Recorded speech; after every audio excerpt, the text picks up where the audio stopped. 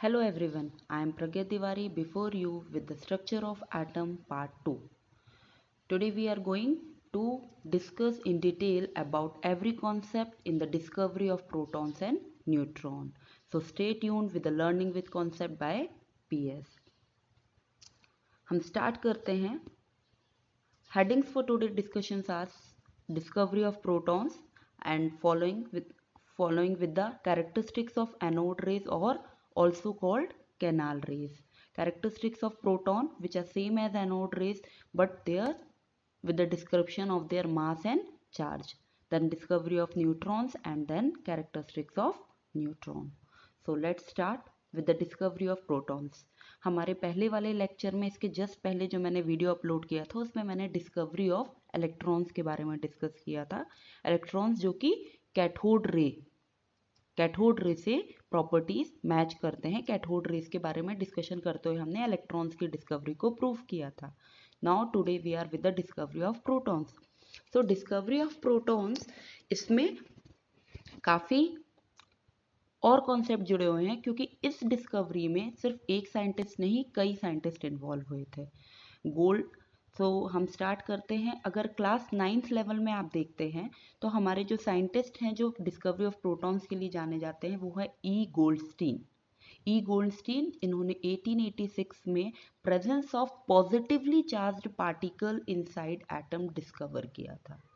Okay पहली बात आप ये ध्यान रखिए कि ये बात आपको अभी तक पता चल गई है कि एटम जो है वो कहीं ना कहीं चार्ज्ड पार्टिकल कंटेन करता है. बट हम ये भी जानते हैं कि जब हम एटम को एज अ होल देखते हैं तो इट इज़ इलेक्ट्रिकली न्यूट्रल. तो जब हमने इलेक्ट्रॉन की डिस्कवरी करी तो इलेक्ट्रॉन क्योंकि एक नेगेटिवली चार्ज पार्टिकल था तो ये बात सामने आई कि जब एक नेगेटिवली चार्ज पार्टिकल था तो उसको कैंसिल करने के लिए पॉजिटिवली चार्ज पार्टिकल का होना ज़रूरी है. तभी वो दोनों एक दूसरे को कैंसिल कर सकेंगे and the whole atom will be regarded as electrically neutral. तो ये बात सामने आई कि कहीं ना कहीं कुछ पॉजिटिवली चार्ज पार्टिकल एटम के अंदर प्रेजेंट होते हैं. इन्हीं पॉजिटिवली चार्ज पार्टिकल की प्रेजेंस के लिए या इस क्यूरोसिटी को मिटाने के लिए हमारे गोल्डस्टीन ने एक्सपेरिमेंट किया. उन्होंने कौन सा एक्सपेरिमेंट किया? The same experiment which was performed by J Thomson for the discovery of electron. उन्होंने उसी एक्सपेरिमेंट को कई अलग अलग गैसेस के साथ परफॉर्म किया but along with the some modifications. तो हम देखते हैं क्या. He performed the same discharge tube experiment by using perforated cathode. Underline this term perforated cathode. हमने वहाँ पर जो दो एनोड और कैथोड यूज की थी they were sealed. Okay but यहाँ पर जो हमारी कैथोड रॉड है वो कैसी है? परफोरेटेड है. परफोरेटेड यानी उसमें बीच बीच में छेद हैं. Okay these are having holes in it. Okay so it is negative electrode and hydrogen gas. इन्होंने जो हमारा अपना एक्सपेरिमेंट किया वो किस गैस से स्टार्ट किया? हाइड्रोजन गैस के साथ स्टार्ट किया. And observed the stream of heavy particles coming out from anode. Okay this time इन्होंने क्या देखा कि हमारी जैसा कि हमने इलेक्ट्रॉन में देखा था कि कैथोड से कुछ स्ट्रीम ऑफ पार्टिकल्स बाहर निकल रहे हैं. यहाँ इन्होंने देखा stream of heavy particles from the anode. Okay तो इन्होंने पॉजिटिव इलेक्ट्रोड से देखा विच ही कॉल्ड और उसे ही इन्होंने क्या नाम दे दिया? एनोड रे.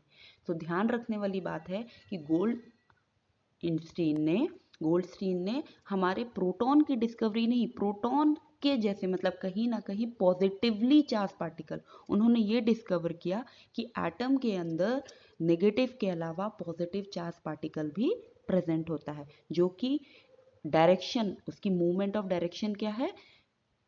From the anode. तो इसलिए उन्होंने उस रेस को क्या नाम दे दिया? एनोड रेस नाम दे दिया सिंपली.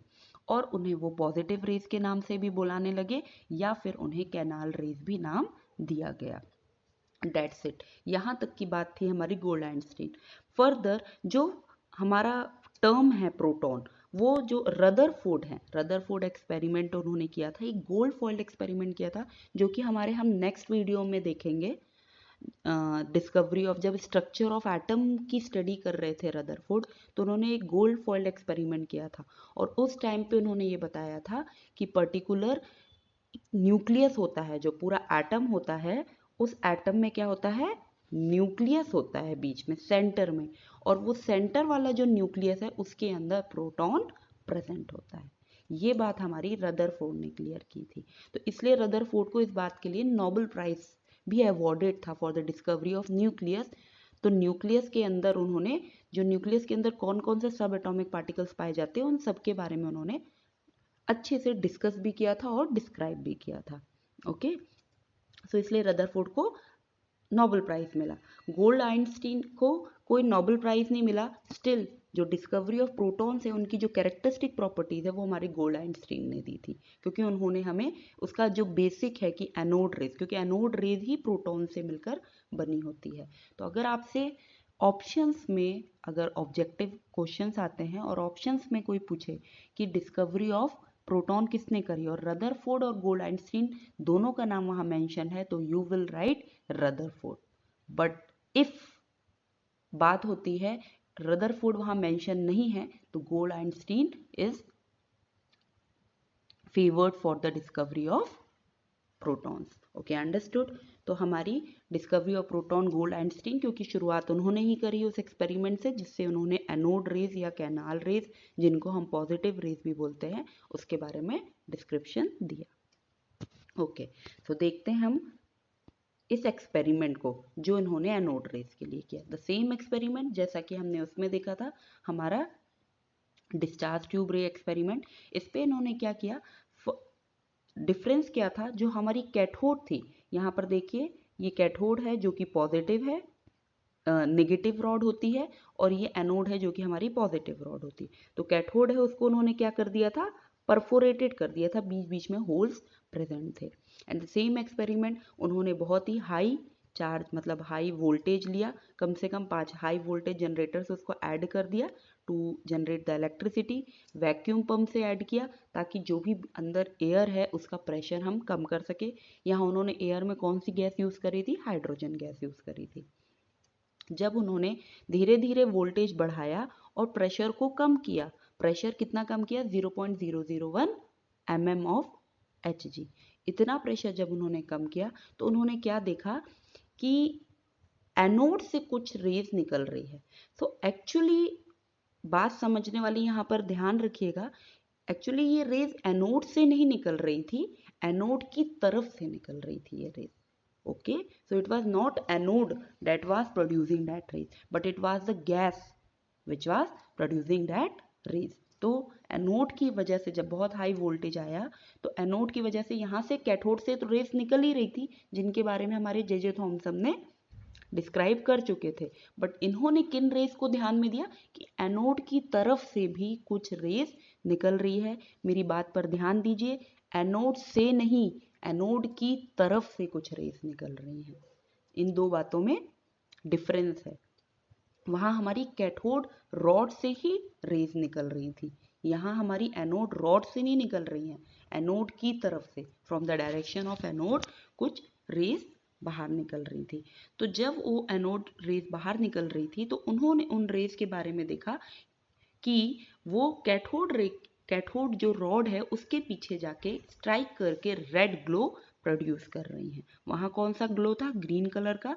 यहाँ पर जो हमारी स्क्रीन है वो किस कलर की ग्लो हो रही है, रेड कलर की ग्लो हो रही है। सो इधर हमने क्या देखा कि पॉजिटिव ये जो रेज है, क्योंकि एनोड से निकल रही इसलिए हमको इनका नाम एनोड रेज पड़ा, और क्योंकि ये पॉजिटिवली चार्ज्ड पार्टिकल्स कंटेन करती थी इसलिए इनको क्या दिया गया, पॉजिटिव रेज भी बोल सकते हैं। And that rays passes through the hole of the cathode. So इसलिए क्योंकि ये कैथोड के बने हुए बीच में जो परफोरेटेड कैथोड था उनके बीच में जो होल्स बने हुए थे वहां से पास कर रही थी, इसलिए that can pass through that hole, इसलिए हम इसको बोलते हैं कैनाल रेज। कैनाल ही होता है ना जो छोटे छोटे गुफा टाइप की होती है, तो ये कैनाल रेज हैं। ठीक है, इनको नाम दिया कैनाल रेज। तो ये डिस्चार्ज ट्यूब एक्सपेरिमेंट किन्होंने किया था, गोल्ड आइंस्टीन, और इन्होंने अपने एक्सपेरिमेंट की कुछ बातें इस तरीके से सामने लाई। सबसे पहले एक्सपेरिमेंटल सेटअप देखते हैं। The discharge tube consist of cylindrical tube sealed at both the ends. जो सिलेंड्रिकल ट्यूब था वो तो दोनों तरफ एंड सील्ड किया गया था ताकि रेज हमारी कहीं बाहर ना जा सके। The two electrode inside the tube was connected to high voltage, और जो दो इलेक्ट्रोड्स थी उनको हाई वोल्टेज से कनेक्ट किया गया। कभी कभी क्वेश्चन में पूछ लेता है कितना voltage, 5, and mention here it is 5000 to 10,000 voltage. It is not 500, it is 5000. Then the tube was filled with hydrogen gas. The gas used was hydrogen. The tube was connected to vacuum pump to reduce the pressure to 1 mm of Hg and then further to 0.001 mm of Hg. इसके बाद क्या किया गया, ही use perforated cathode. ये तो अपन ने discuss किया। अब हम देखते हैं क्या ऑब्जर्व किया during that experiment. He observe that the stream of heavy particles moving in the opposite direction from the cathode rays. Okay, तो पहली जो कैथोड रेज थी वो जिस डायरेक्शन में मूव कर रही थी उसके जस्ट अपोजिट डायरेक्शन में एक stream of heavy particles move कर रहे हैं। दूसरी बात क्या देखी उन्होंने, the red glow was observe behind the cathode.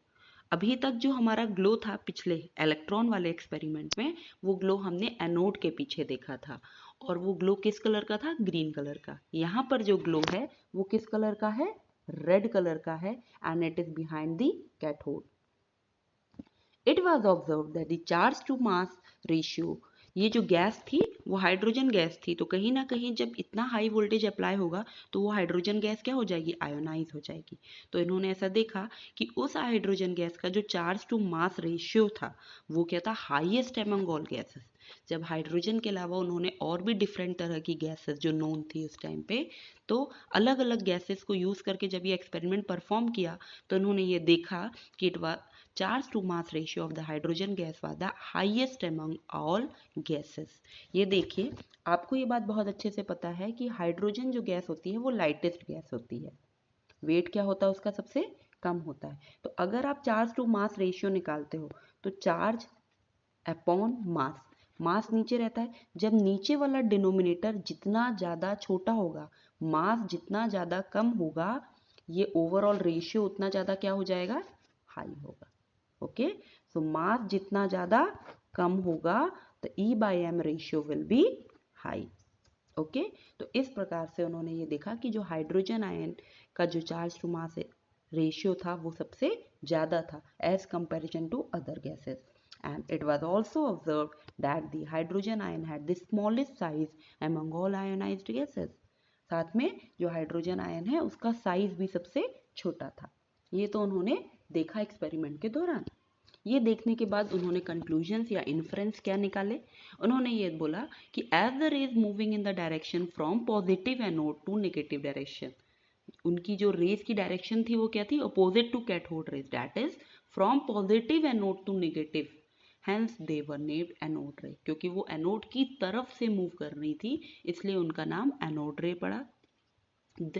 These rays passed through the whole of perforated cathode, hence called canal rays, इसलिए इनका नाम canal rays पड़ा। These anode rays consist of positively charged particles। Actually जो anode rays हैं वो positively charged particles जिनको further protons ही बोला गया, इसलिए इसका नाम पॉजिटिव रेज भी पड़ गया। ओके, तो ध्यान रखिए जो प्रोटॉन्स था ये हमें बाद में पता चला कि इसी को हम प्रोटॉन्स बोलते हैं, और यही वो प्रोटॉन्स है जो कि न्यूक्लियस के अंदर पाए जाते हैं। तो ये जो डिस्कवरी थी वो हमारी रदरफोर्ड ने करी। बट प्रोटॉन्स का जो बेसिक्स है कि प्रोटॉन्स कहाँ पाए जाते हैं, किस तरीके से प्रोड्यूस होते हैं, उनकी क्या डायरेक्शन होती है मूवमेंट की, चार्ज टू मास रेशियो, ये जो कैरेक्टरिस्टिक प्रॉपर्टी थी वो सारी हमें किसने डिस्क्राइब करी, गोल्ड आइंस्टीन ने डिस्क्राइब करी। Okay, so both are favoured for the discovery of, favoured तो नहीं पर हम ये बोल सकते हैं क्रेडिट दिया गया, दोनों का नाम हम जानते हैं प्रोटॉन्स की डिस्कवरी के लिए। बट अगर ऑप्शंस में, ऑब्जेक्टिव ऑप्शंस में दोनों साइंटिस्ट का नाम है तो हमें रदरफोर्ड को लगाना है। And in which year, 1909। Okay okay, तो अब हम देखते हैं इन्फ्रेंस के बाद हमारी कैरेक्टरिस्टिक्स ऑफ एनोड रेस। सो हमारी anode rays same cathode rays की तरह स्ट्रेट लाइन में ट्रेवल करती हैं। These rays travel in a straight line. Second, these rays are attracted towards the negative plate. Okay जब हम इसको इलेक्ट्रिक फील्ड में रखते हैं, इन द इलेक्ट्रिक फील्ड, तो जब हम किसी इसको इलेक्ट्रिक फील्ड या फिर मैग्नेटिक फील्ड के इन्फ्लुएंस में रखते हैं, तो उस कंडीशन में ये रेज कहाँ अट्रैक्ट होती हैं? Towards the negative plate. तो नेगेटिव प्लेट की तरफ हम बहुत अच्छे से जानते हैं, जो नेगेटिव चार्ज पार्टिकल्स होते हैं वो किसकी तरफ अट्रैक्ट होते हैं? Towards the positive. और पॉजिटिव जो होते हैं वो किसकी तरफ अट्रैक्ट होते हैं? Towards the negative. तो अगर ये नेगेटिव प्लेट की तरफ अट्रैक्ट हो रहे हैं, यानी कि ये इनका चार्ज क्या है? Positively charged. Okay, for this reason they were also known as positive rays. So these rays consist of material particles. ये material particles से बने होते हैं. Okay, these rays were consist of material particles, यानी इनका भी एक अपना मास होता है. And rotate the paddle wheel placed in their path. ये मटेरियल पार्टिकल से ये बात कैसे सामने आई? जब इनके बीच में ये रेस, जो स्ट्रीम ऑफ रेस निकल रही थी, एंड एट द पाथ, अगर उनके पाथ में हमने एक व्हील रख दिया जाए, तो व्हील क्या होने लगेगा? रोटेट होने लगेगा. और व्हील तभी रोटेट हो सकती है जब उसको किसी एनर्जी के थ्रू रोटेट करवाया जाए, कोई एक्सटर्नल एनर्जी प्रोवाइड की. और एनर्जी किसके पास होती है? मैटर के पास. Okay, so matter has mass and possess energy या काइनेटिक एनर्जी. तो यही रीजन था कि ये बात सामने आई कि ये मटेरियल पार्टिकल से कंसिस्ट होते हैं. So these particles are much heavier than cathode rays. Okay, cathode rays से कंपेयर करने में देखा गया कि इनका जो मास है वो काफ़ी हैवियर था. तो मास हैवी होने से क्या हुआ? हमने देखा था इलेक्ट्रॉन के केस में उसका जो मास था वो कम था, और प्रोटॉन के केस में जो उसका मास है वो क्या है? ज़्यादा है. तो ध्यान रखिए, चार्ज बाय मास रेशियो अगर हम देखते हैं, अगर ओवरऑल सिर्फ चार्ज बाय मास रेशियो अगर हम प्रोटॉन्स का ही देखते हैं, केवल प्रोटॉन्स, एनोड रेज, मतलब सभी गैस, अलग अलग गैसेस का देखेंगे, तो हाइड्रोजन का क्या होगा? सबसे कम होगा. बट इसका अगर हम इलेक्ट्रॉन से कंपेयर करेंगे, तो इलेक्ट्रॉन के कंपेयर में जो प्रोटॉन का मास होता है वो क्या होता है? ज़्यादा होता है.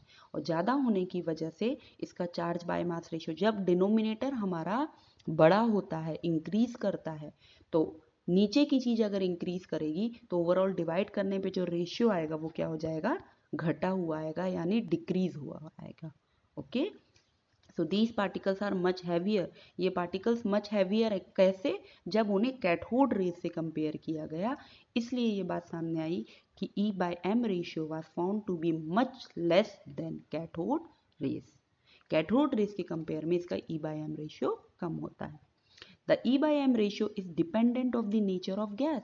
Okay, this is very important point कि जो इसका E/m ratio है वो dependent होता है nature of gas taken in discharge tube, that is different for different gases.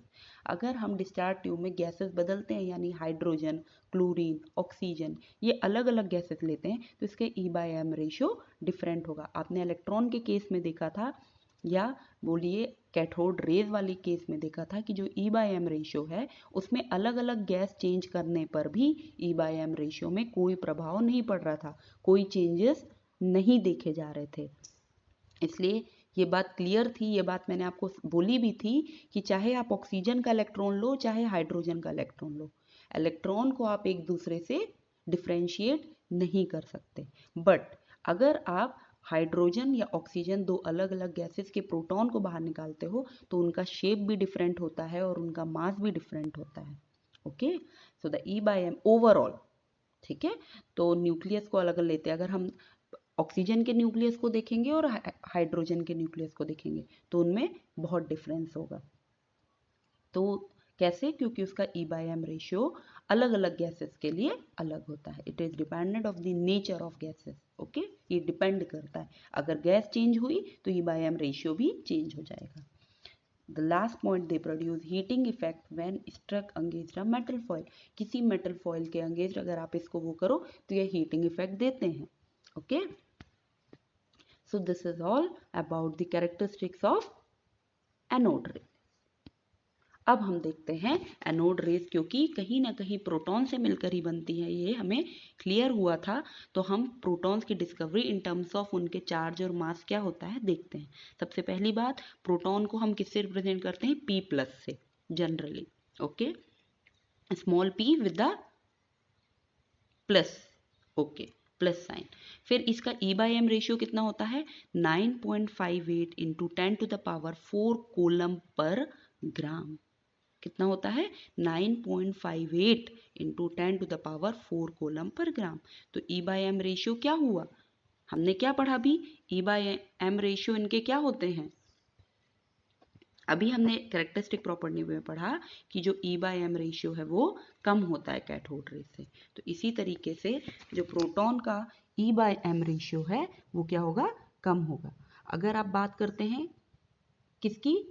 Electron की, तो उसका E/m रेशियो कितना होता है? 1.76 इंटू 10⁻11 कूलम पर ग्राम, पर केजी होता है एक्चुअली। अगर बात करें तो केजी के टर्म्स में, अगर ग्राम के टर्म्स में करना है तो आप इसको और 3 कम कर दीजिए, ओके। तो इस तरीके से और बढ़ा दीजिए, 11, 12, 13, 14 होता है, बट यहाँ पर केवल 4 कूलम पर ग्राम है। तो यानी कि काफ़ी क्या हुआ? कम हुआ as comparison to cathode rays, okay, या फिर एज कंपेरिजन टू इलेक्ट्रॉन। तो E/m रेशियो 9.58 इंटू 10⁴। ध्यान देने वाली बात है, वहाँ पर जो E/m रेशियो था वो किसने फाइंड किया था? J.J. थॉमसन ने। यहाँ जो E/m रेशियो है वो W. वीन नाम के एक साइंटिस्ट है, उन्होंने डिस्कवर किया था या फाइंड किया था। Not to say discover, we will say find किया था। The proton has a unit positive charge. Proton का चार्ज कितना होता है? यूनिट पॉजिटिव चार्ज 1 चार्ज होता है, जिसका मैग्नीट्यूड क्या होता है? 1.6 इंटू 10⁻19 कूलम। ये देखिए, जैसे इलेक्ट्रॉन और प्रोटॉन दोनों का ही चार्ज बराबर होता है, केवल और केवल एक डिफरेंस है, वहाँ जो चार्ज था वो हमारा -1 देखा गया था, एंड यहाँ जो चार्ज है वो +1 देखा गया, only with the sign change. केवल साइन अपोजिट है, बाकी चार्ज क्या है? सेम है दोनों का। इसलिए ये एक प्रोटॉन एक न्यूट्रॉन को कैंसिल कर सकते हैं। भले ही हमारा प्रोटॉन कितना भी भारी हो और इलेक्ट्रॉन कितना भी हल्का हो, बट क्योंकि दोनों के चार्ज बराबर होते हैं, इसलिए एक proton is enough to cancel 1 electron, okay. The mass of proton is, mass of proton कितना होता है? 1.674 इंटू 10⁻27 kg। और इलेक्ट्रॉन का मास कितना होता है? 9.1 इंटू 10⁻9.1 इंटू 10⁻31 kg। सो आप देखिए, यहाँ -31 है और वहाँ -27 है। सो भले ही ये वाला वैल्यू आपको बड़ा दिख रहा है, बट प्रोटॉन का मास ज़्यादा होगा, क्योंकि यहाँ पे 10 की जो पावर है वो ज़्यादा है, ठीक है। माइनस के टर्म्स में जितना ज़्यादा यानी उतना कम, और माइनस के टर्म्स में जितना कम यानी उतना ज़्यादा। ये माइनस का टर्म है ना, ओके। तो equal to the mass of hydrogen atom, okay. Mass of proton को देखा गया कि मास ऑफ प्रोटॉन इलेक्ट्रॉन से तो बहुत भारी है, बट अगर हाइड्रोजन से कंपेयर किया जाए तो it is approximately equal to hydrogen atom. इसलिए मास ऑफ प्रोटॉन को 1 AMU भी लिया जाता है। आपने पढ़ा होगा ना कि हाइड्रोजन का मास 1 AMU है, mass atomic mass of hydrogen is 1 AMU। So mass of proton can also be taken as 1 AMU, और इसी रीजन से हम एक हाइड्रोजन को एक प्रोटॉन के बराबर मानते हैं, ठीक है। Number of electron equals to number of proton. ये जो बात मैंने बोली कि हाइड्रोजन को प्रोटॉन के बराबर मानते हैं, ये बात रदरफोर्ड ने ही क्लियर करी थी। Number of electron equals to number of proton. और ध्यान रखिए कि नंबर ऑफ प्रोटॉन्स हमेशा इलेक्ट्रॉन के बराबर होते हैं, and for that reason only कि जो हमारा एटम होता है वो इलेक्ट्रिकली न्यूट्रल होता है, ओके। भले ही इनके मास में डिफरेंस है, भले ही इनके E/m रेशियो में डिफरेंस है, बट इनका चार्ज एक दूसरे के बराबर होता है, इसलिए ये एक दूसरे को कैंसिल करते हैं और एटम को न्यूट्रल बना देते हैं। So this was the about the proton. अब हम देखते हैं हमारी discovery of neutrons. Discovery of neutrons के लिए रदरफोर्ड ही 1920 में 1909 में उन्होंने इलेक्ट्रॉन्स प्रोटॉन्स के बारे में बताया था। 1920 में उन्होंने न्यूट्रॉन्स के बारे में एक थ्योरेटिकल व्यू दे दिया था कि जो हमारा न्यूक्लियस होता है, एटम के बीच में जो न्यूक्लियस होता है, उस न्यूक्लियस में नेगेटिवली चार्ज्ड पार्टिकल प्रेजेंट होते हैं। ओके, ये व्यू उन्होंने रदरफोर्ड ने बता दिया था, बट स्टिल इसकी डिस्कवरी अभी भी अननोन थी। मतलब इसके बारे में जो न्यूट्रॉन पार्टिकल है उसके बारे में ये पता था कि कुछ ना कुछ एक न्यूक्लियस के अंदर एक न्यूट्रॉन नाम का, मतलब कुछ अनचार्ज पार्टिकल्स भी प्रेजेंट होते हैं, प्रोटॉन के अलावा भी कुछ प्रेजेंट होता है। बट ये बात किसने हमारे सामने लाई? जेम्स चैडविक 1932 में ये बात सामने लाई, जिनके लिए इनको नोबेल प्राइज मिला 1935 में। ओके, तो उन साइंटिस्ट के नाम आपको और अच्छे से ध्यान होना चाहिए जिन्हें नोबेल प्राइज मिला, और नोबेल प्राइज किस ईयर में मिला ये भी कभी कभी पूछ लिया जाता है। सो ही बम्बार्डेड बेरिलियम। इन्होंने ये बात किस एक्सपेरिमेंट से लाई? इन्होंने एक बेरिलियम एटम है जो कि बहुत ही लाइट एटम होता है, उसको बहुत हाई एनर्जी के अल्फा पार्टिकल्स के साथ बम्बार्डेड किया। और जब उन्होंने ये ऑब्जर्व किया कि कुछ न्यू पार्टिकल्स एमिट हुए, मतलब कुछ न्यू, अभी तक जो भी थे इलेक्ट्रॉन प्रोटॉन, ये एक्सपेरिमेंट तो नोन थे, इन एक्सपेरिमेंट को देखा और स्टडी करने के बाद इन्होंने देखा कि अरे इस एक्सपेरिमेंट से कुछ अलग तरह की चीज निकल रही है। जो ये एक्सपेरिमेंट इन्होंने किया तो इन्होंने देखा कुछ न्यू पार्टिकल्स एमिट हो रहे थे जिनका कोई भी चार्ज नहीं था, विच कैरी नो चार्ज, यानी कि ये न्यूट्रल थे, और इनको नाम पड़ा, न्यूट्रल होने की वजह से इनका नाम रखा गया न्यूट्रॉन।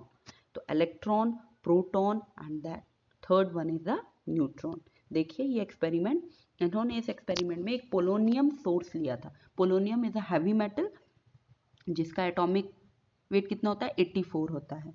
ये हाईली रेडियो एक्टिव मेटल है। ओके, इसके बहुत सारे आइसोटोप्स भी पाए जाते हैं जिसको मैरी क्यूरी ने, इसका पोलोनियम का, क्योंकि जो रेडियो एक्टिव एलिमेंट्स होते हैं या मेटल्स होते हैं इनकी मैरी क्यूरी ने बहुत डिस्कवरी करी थी और बहुत सारी स्टडी भी करी थी डिटेल में, जिसमें से एक पोलोनियम का आइसोटोप इन्होंने फाइंड किया था। तो ये पोलोनियम जो होते हैं बहुत ही हैवी मेटल्स होते हैं, इसको यूज़ किया। तो इसको यूज़ करने के बाद उन्होंने क्या किया? बेरिलियम से बम्बार्ड करवाया। तो जब इन्हें यूज़ किया तो ये रेडियो एक्टिव्स होते हैं, तो रेडियो एक्टिव्स होने की वजह से क्या हुआ? अल्फा पार्टिकल्स ये बाहर निकाल रहे थे। क्या निकाल रहे थे? Alpha particles, alpha radiation. Alpha particles बहुत हैवी होते हैं जिनका मास, जिसमें 2 प्रोटॉन होते हैं और दो प्रोटॉन होते हैं। ओके, तो इसकी वजह से ये काफ़ी अल्फा पार्टिकल्स बहुत हैवी पार्टिकल्स कहलाते हैं। तो इन हैवी पार्टिकल्स को उन्होंने बेरिलियम में बम्बार्ड करवाया। ओके, बम्बार्ड कराने से, बेरिलियम बहुत ही लाइट मेटल होता है, तो बेरिलियम में बम्बार्ड कराने से उन्होंने देखा कि बेरिलियम क्या हो रहा है, कुछ चार्जलेस पार्टिकल जिसका कोई चार्ज नहीं होता है, उस तरह की कुछ पार्टिकल्स को बाहर एमिट कर रहे थे।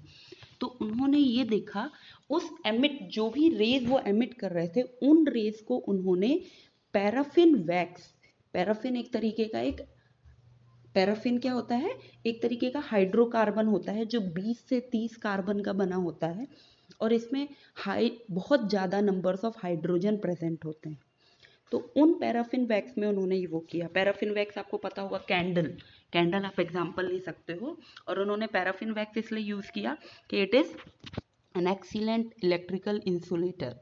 ओके, ये एक वैक्सी हाइड्रोकार्बन होता है, वाइट कलर का होता है, ओडरलेस होता है, वाइट कलर का होता है, और बहुत वैक्सी अपीयरेंस देता है। इसमें हाई कंटेंट पाया जाता है हाइड्रोजन का, और ये इज एक्सीलेंट इलेक्ट्रिकल इंसुलेटर। तो इस तरह के मटेरियल से उन्होंने बेरिलियम से बाहर निकलने वाली रेज को पैराफिन वैक्स के थ्रू पास करवाया। और जब पैराफिन वैक्स के थ्रू पास करवाया तो पैराफिन वैक्स ने क्या किया? न्यूट्रॉन को एब्जॉर्ब करके प्रोटॉन वो किया। तो उनको फिर बाद में जो भी रेज बाहर निकल रही थी, तो ग्रीगर काउंटर, यहाँ जो ग्रीगर काउंटर दिख रहा है, ग्रीगर counter it is a instrument which is used for detecting and measuring ionising radiation. तो ये सारी रेडिएशन अब काफ़ी आयोनाइज हो चुकी थी क्योंकि बहुत हैवी थी, हैवी से लाइट में गई। उसके बाद पैराफिन वैक्स का एक काम और होता है, ये हीट को एब्जॉर्ब करके रख सकता है। तो जब बाद में ये जो रेज रेडिएशंस बाहर निकल रही थी, इन रेडिएशंस को ग्रीगर काउंटर से वो किया गया, मेजर किया गया, इसको डिटेक्ट किया गया और मेजर किया गया। तो ये देखा गया कि कहीं ना कहीं ये जो रेज हैं वो कैसी प्रॉपर्टी शो कर रही है, गामा रेज की तरह प्रॉपर्टी, गामा रेडिएशंस की तरह जो रेज हैं उनकी प्रॉपर्टीज किससे मिलती जुलती है, गामा रेडिएशंस की तरह मिलती जुलती हैं। तो इस तरीके से ये एक्सपेरिमेंट करके हमारे जेम्स चैडविक ने न्यूट्रॉन की डिस्कवरी करी। सो उन्होंने ये बताया कि एटम में पॉजिटिव और नेगेटिव चार्ज पार्टिकल के अलावा कुछ अनचार्ज पार्टिकल्स भी प्रेजेंट होते हैं, और उन्होंने ये भी बताया कि इन अनचार्ज पार्टिकल का जो मास है वो किसके बराबर होता है, प्रोटॉन के बराबर होता है।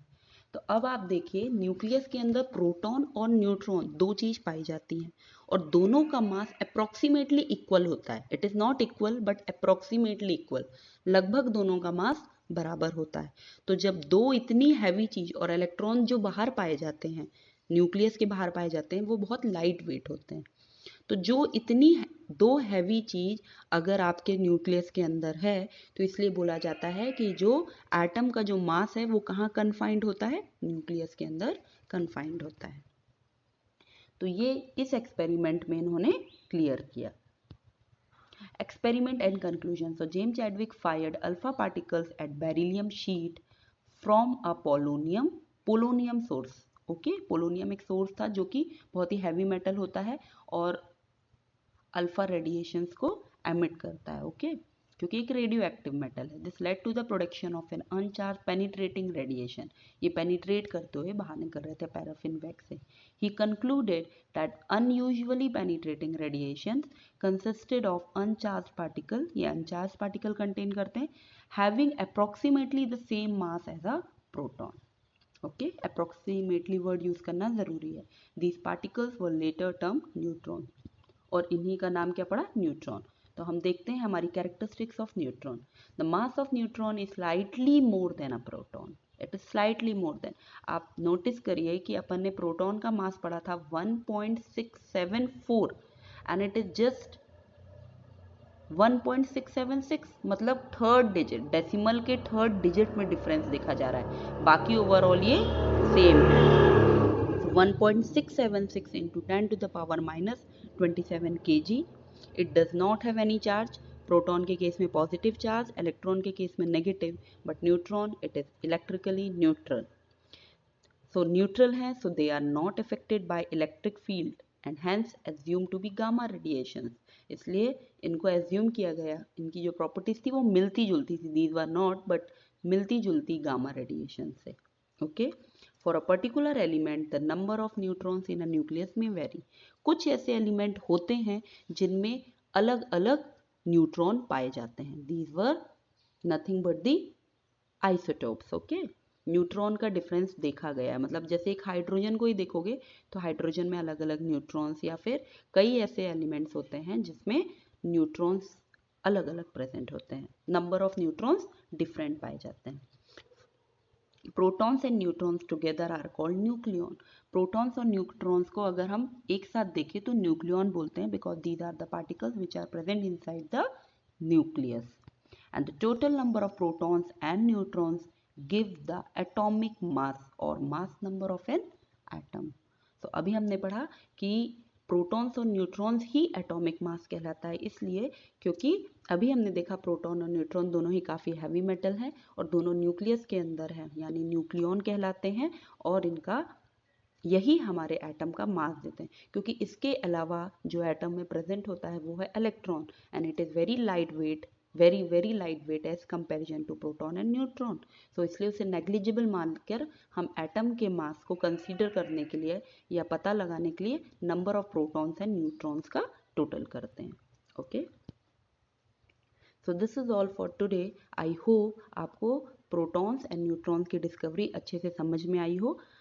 आप इसे अपने ज़्यादा से ज़्यादा दोस्तों में शेयर करिए, इस वीडियो को लाइक ज़रूर करिए, और मेरे इस चैनल को learning with concept bye PS को सब्सक्राइब करिए, ताकि मैं आप तक बहुत अच्छे अच्छे videos with full explanation explain कर सकूं। इसमें अगर आपको कोई डाउट हो तो आप कमेंट सेक्शन में ज़रूर मेंशन करिए। Thank you and have a nice day.